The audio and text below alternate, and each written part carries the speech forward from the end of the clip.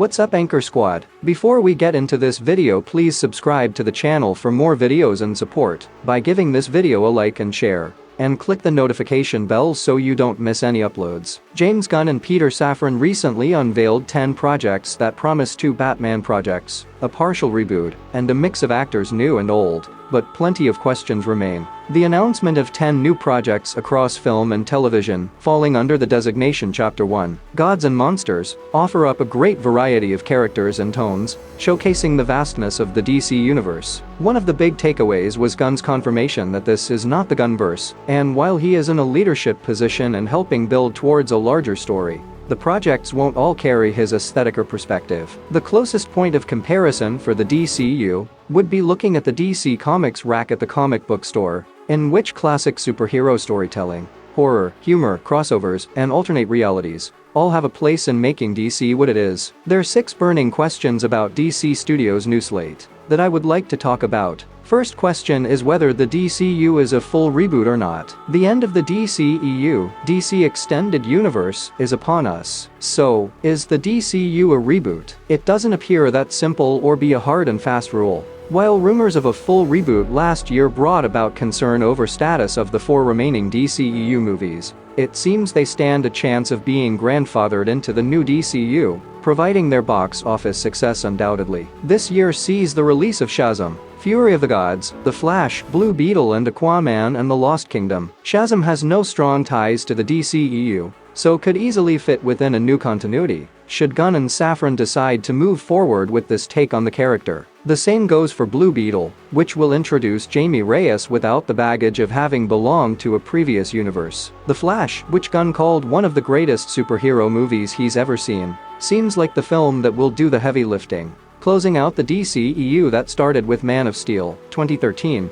and ushering in the DCU. It appears The Flash will lead to a soft reboot, allowing certain recasts to take place, Batman and Superman, removing certain events and films from the timeline, while also allowing the aspects that worked for audiences and Gunn to continue forward. So, by the time we reach Aquaman in the Lost Kingdom in December, Jason Momoa's Arthur Curry may have no recollection of being part of the Justice League or the battle against Steppenwolf, and will be operating in an entirely new DC landscape. Second question is which DCEU cast members will stick around in the DCU. While Jason Momoa has teased his involvement in another DCU project, which is heavily rumored to be Lobo, it appears he may actually retain the role of Aquaman. Safran confirmed plans for a 3rd Aquaman film, and Gunn said actor will not play 2 roles, so we can presume Momoa will remain the DCU's Aquaman for the foreseeable future, unless he is indeed playing Lobo instead of Aquaman. As for others, as it stands at the moment, Henry Cavill and Ben Affleck are out of the DCU,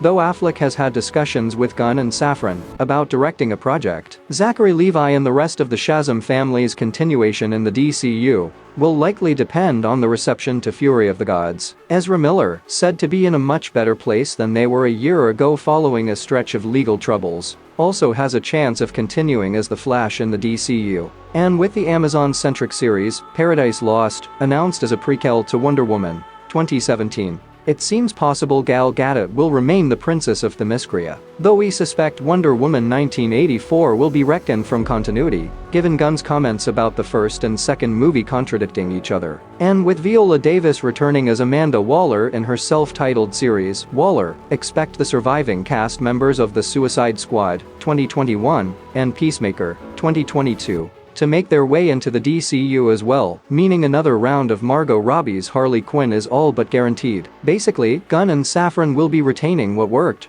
rather than throwing the baby out with the bathwater, so to speak. As much as I enjoyed Henry Cavill and Ben Affleck's take on Superman and Batman, they, along with Jesse Eisenberg's Lex Luthor and Jared Leto's Joker, were easily the most controversial aspects of the DCEU for critics and audiences. As such, it makes sense from a business perspective to move on from those depictions of the characters. Third question is how will Elseworlds enhance the brand? Despite the goal for a cohesive DCU, there is, thankfully, room for filmmakers to explore DC's most iconic characters outside of the confines of continuity with Elseworlds, named after the DC Comics imprint that allowed comic creators to tell stories outside of continuity and reimagine the characters of DC as they saw fit. Elseworlds allowed for some of comics' greatest stories to told. Gotham by Gaslight, Superman, Red Sun, Superman and Batman, Generations, JLA, The Nail and Kingdom Come. Any upcoming film or television project that doesn't contribute to the ongoing narrative of the DCU will fall under the Elseworlds label.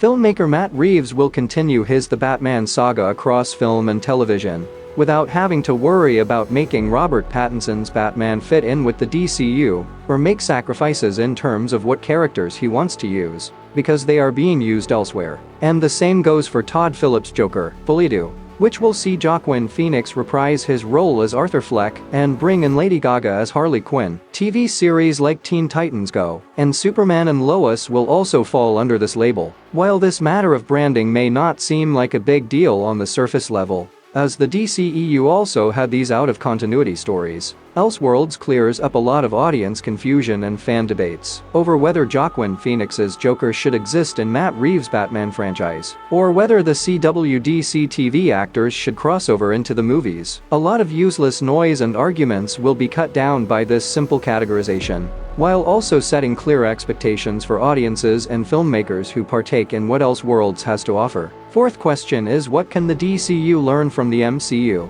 and how is it different? Gunn, the director of Marvel's Guardians of the Galaxy films, has a lot of familiarity with how the MCU operates. His claim that the DCU isn't trying to be the MCU tracks in terms of his other comments about staying true to the DC characters and the comic book source material. Simply put, a situation like Black Adam where the characters were made a bit too analogous to Marvel characters won't happen this time around, but the structure of the DCU, in chapters instead of phases, is clearly reminiscent of the MCU. But hey, if it's not broken, why fix it? The MCU has inarguably had great success with the organization of its universe and strict sense of continuity. Of course, Warner Bros. Discovery CEO David Zaslav wants the DCU to be on a similar playing field, but Gunn can also avoid some of the critiques that have been pinned to the MCU over the years. The DCU doesn't need to have a house style in the way MCU projects sometimes, but not always do. There's a chance for a more visible sense of authorship in their film and television projects. While Marvel Studios tends to go for fresh-faced indie directors,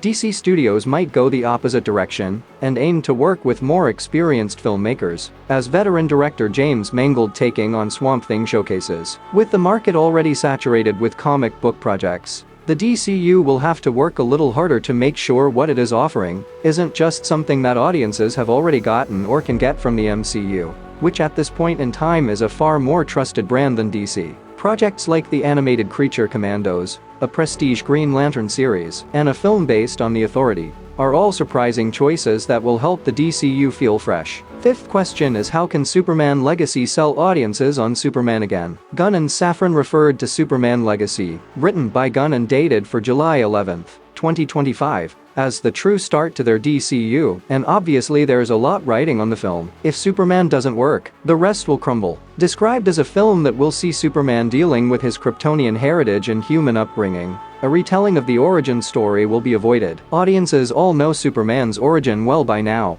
so Legacy has an opportunity to see Clark Kent and Superman fully established in the world. As interesting as it was to see Superman approached as a god, with his alien heritage being a cross to bear in the DCEU, Legacy has a chance to explore a Superman who's a little closer to Earth and has a personal life as Clark Kent that he enjoys as much as being a superhero. One of the aspects previous Superman films have never taken full advantage of is his extensive rogues gallery. Audiences have seen Zod and Luthor numerous times, and while there's always room for Luthor as a supporting player, this new franchise could do a lot in terms of bringing adversaries like Metallo, Parasite, Livewire, Silver Banshee, and Brainiac into the mix. Part of the reason Batman is popular comes down to how his villains have been utilized. The upcoming comic book relaunch of Superman by Joshua Williamson and Jamal Campbell is taking this approach to Superman's villains, reimaging classic characters and making them feel like real threats to Superman again. And Legacy stands a strong chance of being influenced by this book.